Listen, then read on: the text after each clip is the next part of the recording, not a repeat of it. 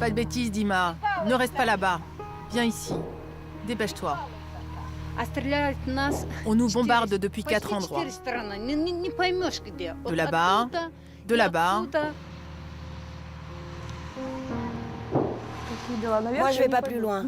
C'est arrivé tellement de fois qu'on nous bombarde quand j'étais dehors. On devait courir pour se mettre à l'abri. Il y a eu des bombes qui sont tombées tout près, juste là, sur ce terril. Les gens couraient partout.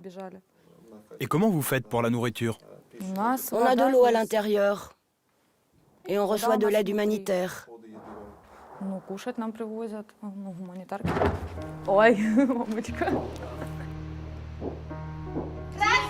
Razim, viens ici. Dépêche-toi. Pour échapper au bombardement, aux violences de la guerre, Tarana s'est réfugiée à 15 mètres sous terre avec toute sa famille. On vit ici parce qu'on n'a nulle part où aller. On vit ici depuis 6 mois. C'est très dur. Au début, il n'y avait pas de lumière, pas d'électricité. On vivait comme des chauves-souris. Héritage de la guerre froide, cet abri anti-atomique était censé protéger les mineurs soviétiques des bombes américaines. Il accueille désormais des dizaines de familles qui ont tout perdu. Des femmes, des enfants, des personnes âgées, pour qui la paix n'est qu'un lointain souvenir. Je l'ai vu voler et je me suis dit que j'allais l'attraper pour le garder comme un symbole de paix.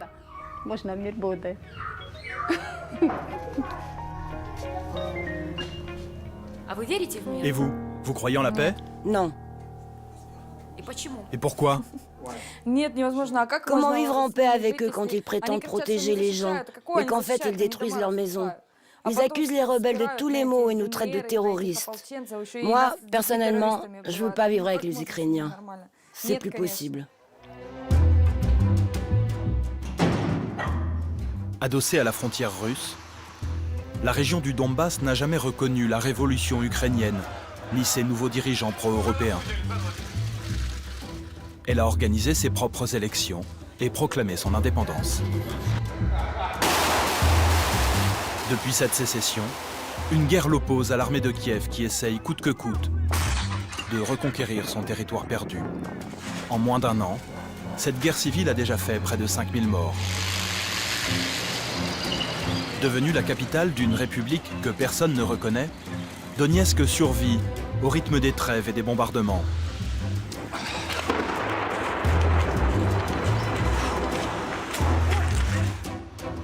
Les salaires des fonctionnaires ne sont plus payés depuis des mois. Les retraités ne touchent plus leur pension. La distribution de nourriture, c'est seulement pour les gens du quartier Petrovski aujourd'hui. Mais cette république autoproclamée s'organise, soutenue par la Russie. En l'absence d'un chef reconnu de tous, le Donbass est livré aux mains de politiciens fantoches et de chefs de guerre. Ils sont les nouveaux maîtres d'un pays qui n'existe pas.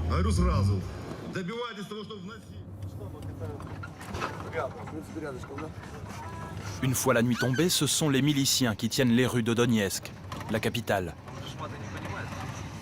Des amateurs en uniforme. La plupart d'entre eux sont des civils, reconvertis en combattants. Chargés de faire respecter l'ordre en centre-ville. Il y a les flics là-bas. Ces volontaires de la police militaire ont autorité sur tous les hommes en armes. Bonsoir, c'est la police militaire. Vous montez la garde? Et vous faites quoi? On assure la sécurité en ville. Entre ces miliciens qui font la loi et les civils qui n'aspirent qu'à une vie normale, Donetsk cherche encore son équilibre. Ce n'est pas très bon signe que les enfants ne soient pas choqués à la vue d'hommes en armes. D'un autre côté, ça veut dire qu'ils nous connaissent et ils savent qu'on est là pour les protéger. C'est justement pour cette raison qu'on fait ça, pour que les enfants puissent faire des tours de manège. Rien à signaler pour ce soir. La patrouille peut regagner sa base et retrouver son chef, un ancien homme d'affaires devenu commandant à la faveur de la guerre. À Donetsk, tout le monde l'appelle l'Américain. Avec un style bien à lui, le commandant Spiegel règle les différends entre les bataillons de l'armée séparatiste. Dis-moi, je voudrais me renseigner sur quelqu'un.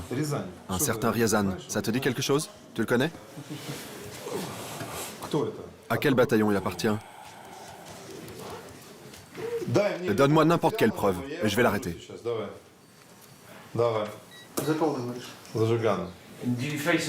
Vous avez beaucoup de problèmes à régler? Oui. Oui. Je n'aime pas beaucoup dire ça, mais il faut bien l'avouer, c'est vrai qu'on a des soucis. Des problèmes en tout genre. Énormément. Parce qu'il faut bien que vous compreniez qu'il y a des milliers de gars en armes qui ne sont pas de vrais militaires ici. Et c'est notre mission maintenant. Faire de ces volontaires armés de véritables soldats.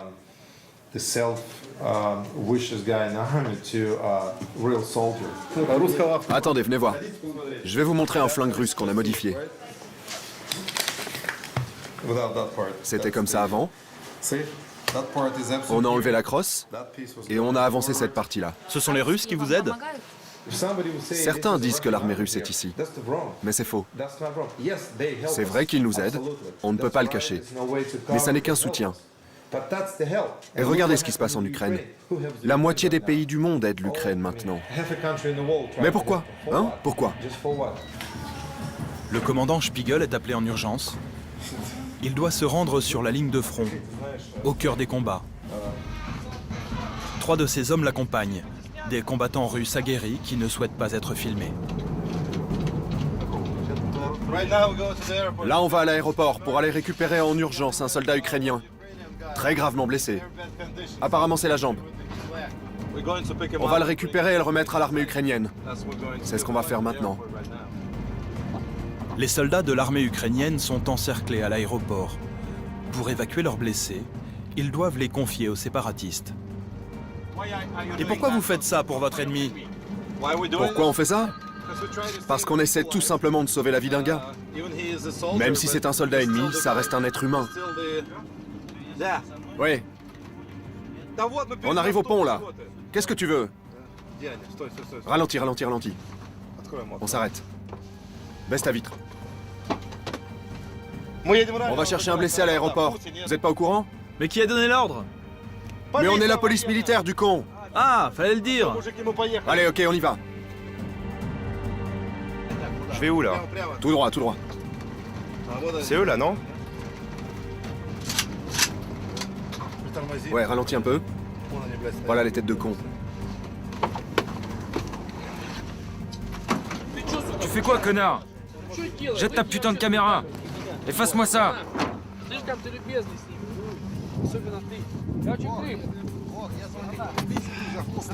Reste ici, ok? Je peux vraiment pas venir? Non, non, c'est trop dangereux là. Reste. Les hommes qui tiennent l'aéroport ne répondent qu'à leur commandant. Même avec le chef de la police, je n'irai pas plus loin. Lui poursuit sa mission.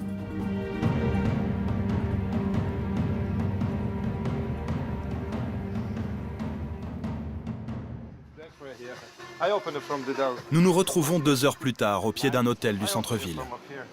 Je vais vous l'ouvrir par ici. Il y a du sang sur le sol. On a transporté le gars dans ce véhicule. C'est pour ça qu'il y a du sang partout. De très vilaines blessures. Il lui manquait la moitié du visage et la main gauche, je crois. Finalement, cette nuit, c'était le bon moment. Ils ont arrêté de tirer des 2 côtés. On a récupéré le gars, on l'a ramené à l'armée ukrainienne, et puis on est revenu, voilà. Mais pourquoi de tels risques? Pour être honnête avec vous, si un truc comme ça m'arrive un jour, je serais bien content qu'il fasse la même chose pour moi, tout simplement. Fin de la mission. Que du bonheur.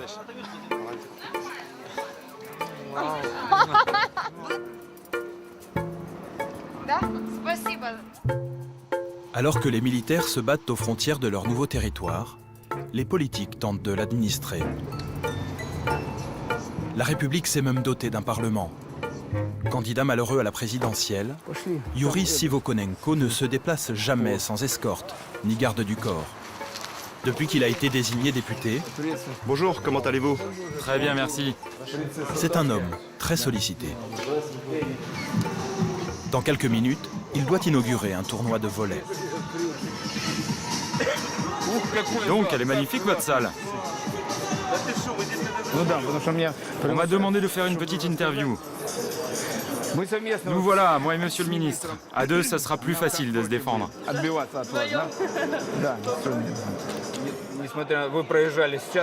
Vous avez entendu, j'imagine, le bruit des combats sur le chemin. Mais malgré ça, nous gardons notre enthousiasme et notre esprit sportif. C'est la preuve que le Donbass vit. La preuve que le Donbass vivra. Et la preuve que les gens vont continuer à bâtir et à s'aimer. Merci. Je vous en prie, joyeuses fêtes. Ce politicien est encore novice en affaires publiques. Comme lui, la plupart des responsables de cette république autoproclamée sont de parfaits inconnus. Et ce mec en face, tu sais qui c'est? Je ne sais pas, je connais pas encore tout le monde dans notre appareil d'État.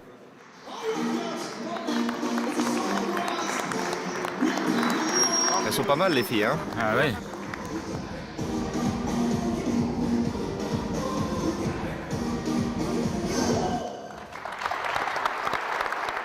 Le député découvre les joies et les surprises de la politique locale. Mes chers compatriotes, mes frères, mes sœurs, je voudrais vous remercier pour la vivacité que je perçois en vous. Cela montre que le Donbass ne s'est pas laissé soumettre et qu'il ne se soumettra jamais. Le ton est donné. À chaque événement public, c'est chant patriotique. Aujourd'hui, c'est un chanteur russe qui chauffe la salle.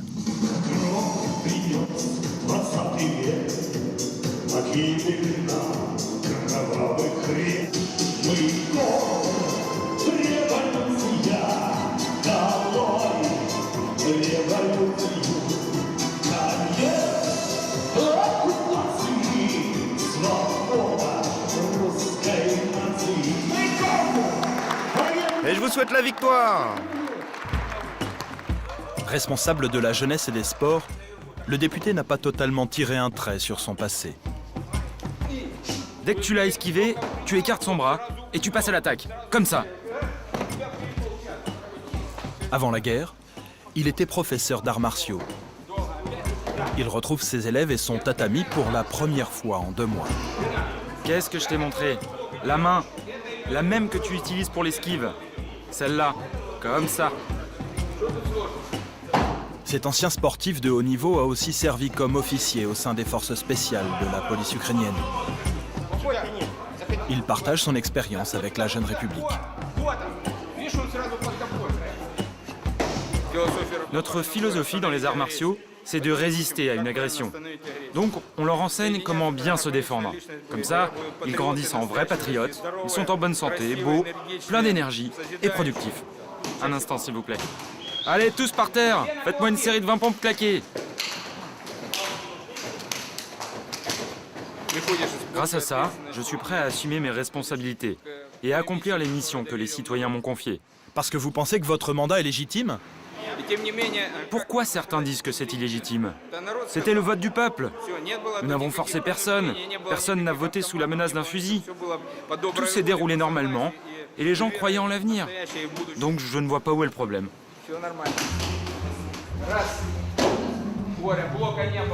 Convaincu du bien fondé de sa mission, le député n'est pas prêt à baisser la garde. Dévoué corps et âme à sa République, il passe le plus clair de son temps dans son bureau parlementaire. Un appartement réquisitionné au rez-de-chaussée de cet immeuble résidentiel. L'élu veut nous expliquer l'origine de son engagement aux côtés des séparatistes, convaincu que la guerre était inévitable. On nous tire dessus avec ça. Et ça, c'est une douille d'obus. Ça tombe sur nos maisons, nos écoles, nos crèches, nos musées.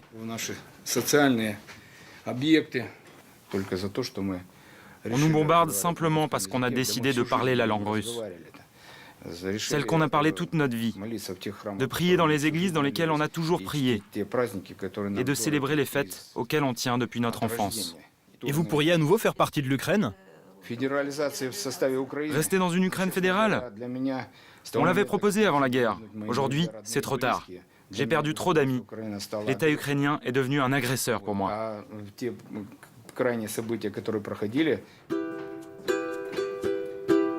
Malgré la guerre, l'État fonctionne. C'est en tout cas ce que souhaite nous prouver le député. Il ordonne à l'un de ses plus fidèles lieutenants, un cosaque, de nous conduire à l'université. Nous sommes escortés par des combattants russes. Des hommes en armes au cœur de la faculté.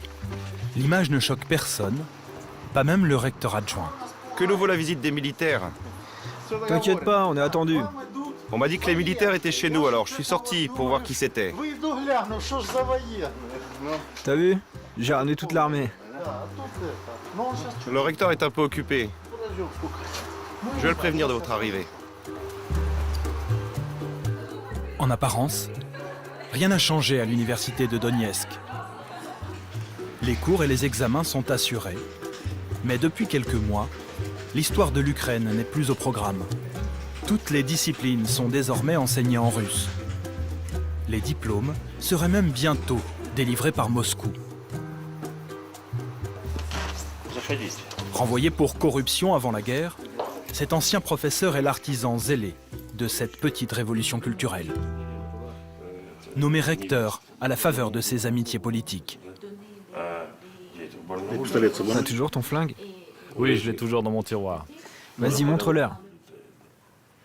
Je ne suis pas seulement président d'université, je suis le président d'une université révolutionnaire.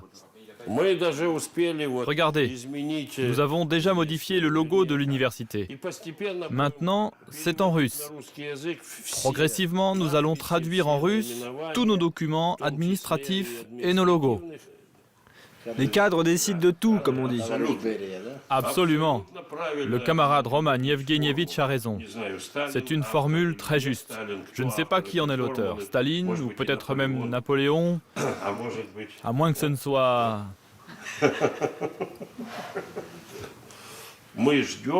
Nous attendons les décisions politiques des hautes autorités russes sur l'avenir de notre République. Et nous espérons faire partie de la Fédération de Russie en tant qu'entité de plein droit. C'est la renaissance du Donbass, tel le phénix qui renaît de ses cendres.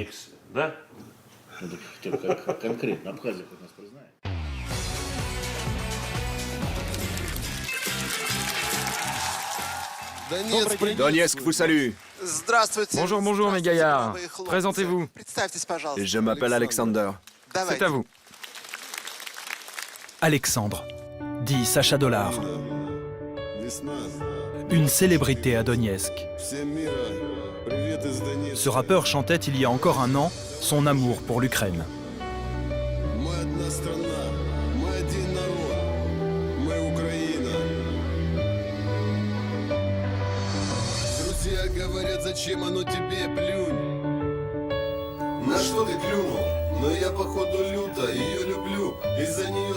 La guerre est passée par là. L'artiste est aujourd'hui un combattant, chef de bataillon.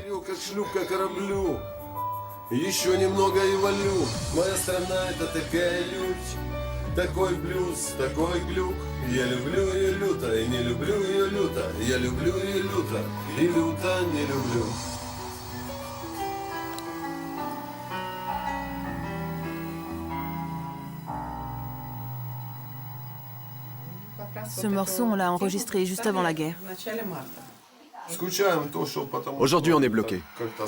On ne fait pas ce qu'on veut vu la situation. Ma sœur n'a pas de boulot, elle doit rester à la maison. Moi, je suis avec mes hommes toute la journée. Je vis dans la base. Du coup, j'ai tendance à broyer du noir un peu tout le temps. Trop de gens sont morts et ont perdu leur maison. Mon frère Sacha et moi, nous ne sommes pas contre l'Ukraine. Nous aimons ce pays et les Ukrainiens. On n'est pas contre rester dans l'Ukraine, mais pas à n'importe quel prix. Sacha, nom de guerre, le Dentu. Il chante désormais son amour pour Donetsk.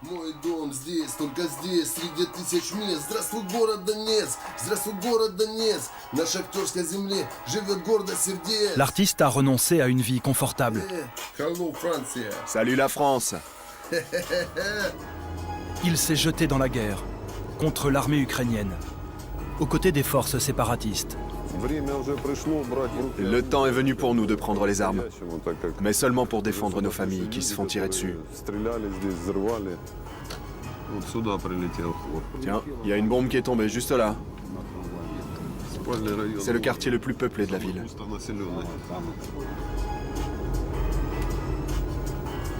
Lui qui n'avait jamais porté un fusil, dirige aujourd'hui 300 combattants. Le bataillon des mineurs, spécialisé dans le renseignement. La chauve-souris symbolise les prédateurs de nuit. Ça, c'est la division des Dentus. Vous ne trouvez pas que ça me ressemble?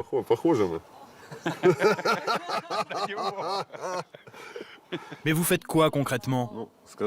On est spécialiste des situations complexes. Sacha reste discret sur ses activités militaires. Hé, le moine, Il préfère nous présenter ses hommes. viens dire bonjour aux Français. Voilà le moine, notre frère d'armes. Un combattant aguerri. Avant la guerre, j'étais mineur, ouvrier de chantier. Laisse-moi leur expliquer. Les mineurs vont tous les jours à la rencontre de la mort. Ouais, c'est ça, la mort. C'est comme aller au combat. C'est pour ça qu'on a cette amitié, c'est pour ça que ces gens sont comme ça. Je pense que ça fait plus peur de descendre à la mine que d'aller au combat. C'est vrai, quand les familles disent au revoir à leurs mineurs, elles ne savent pas si elles vont les revoir vivants. On côtoie la mort en permanence. Il y a des mines partout ici. Il y a une mine là-bas, il y en a une autre là. Dès que vous voyez un terril, c'est qu'il y a une mine. Si Sacha et ses hommes ont pris les armes, c'est aussi pour défendre leur mine de charbon, l'or noir du Donbass, le poumon économique de la région. Exploitées depuis les années 30 par des populations déplacées de toute la Russie, ces mines sont encore aujourd'hui au cœur de l'identité locale. Qu'est-ce que tu connais du soleil si t'es jamais descendu dans la mine, hein? Civils ou militaires, ce qui unit ces hommes est la fameuse fraternité des mineurs. Tu te souviens? C'est chez vous qu'on a bricolé la Tachanka, non? La grosse mitrailleuse sur roue. Ah ouais, j'en ai entendu parler. Salut les gars. Salut, vous apportez les payes? Tu te fous de moi ou quoi? Ce serait plutôt à vous de nous payer. Ça fait 2 mois qu'on attend. Et nous, ça fait 7 mois. J'aurais jamais cru venir ici avec une arme. Moi non plus. Qui aurait pu l'imaginer, hein? Le gouvernement ukrainien a suspendu les salaires des mineurs du Donbass depuis la fin novembre. Merci les gars. Entre les bombardements, ces hommes continuent à descendre, malgré le danger. Ils doivent entretenir leur mine pour éviter qu'elle ne s'effondre. Il y a encore des gars qui travaillent ici. Alors il faut bien que quelqu'un les défende et les protège. Et puis ce sont les tombes de nos parents, de nos grands-parents, les tombes de nos frères. Elles sont là, juste sous nos pieds.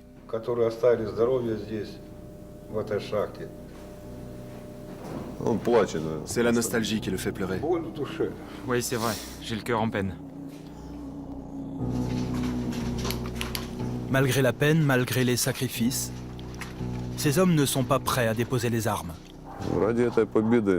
Pour cette victoire, on est prêt à se battre et à mourir s'il le faut. Et votre avenir, vous le voyez comment? Je voudrais voir ma fille se marier avec quelqu'un de bien. Je voudrais continuer à voir mes proches heureux et en bonne santé. Mes amis aussi. Des choses simples, humaines. Même s'il prétend qu'il se battra jusqu'au bout, Sacha veut encore croire en la paix. Il sait aussi qu'il faudra d'abord au nouveau maître du Donbass s'entendre sur un projet commun avant de se réconcilier avec leurs frères ennemis. En attendant ce jour, il ne reste assez fidèle que la foi pour ne pas perdre espoir. Une roquette a détruit leur église. Ils se réunissent désormais dans la sacristie.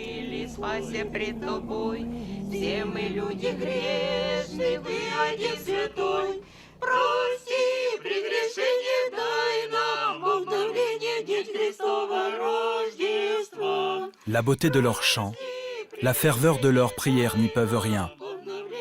Le peuple du Donbass est otage d'un conflit qui le dépasse.